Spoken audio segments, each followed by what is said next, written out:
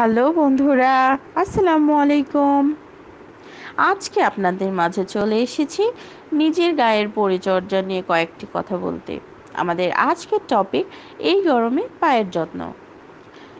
গরম মানে রোদ আর ঘাম, তাই পায়ের আরামের জন্য খোলা স্যান্ডেলই হয়ে ওঠে বিশেষ পছন্দ। তাই আজকে আমরা বলবো কিভাবে পায়ের যত্ন নেবেন। 1. পরিষ্কার পা। পায়ের যত্নে পা পরিষ্কার রাখা সবথেকে ভালো সমাধান।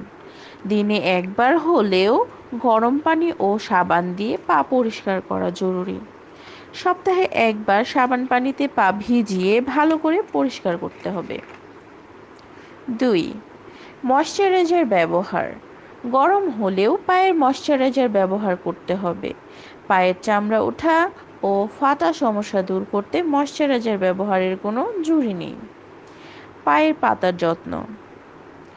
পায়ের পাতার উপরের দিকে ও গোড়ালির পাশাপাশি পায়ের পাতা ও যত্ন নিতে হবে।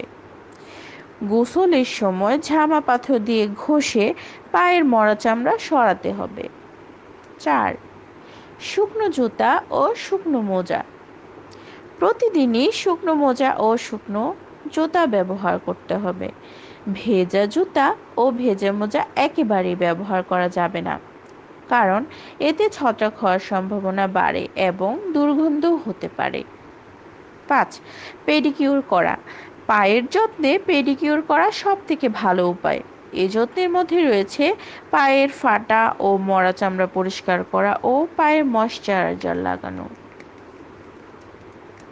6. এছাড়াও পুরনো জুতা পরা যাবে না এবং খালি পায়ে থাকা যাবে না। ধন্যবাদ।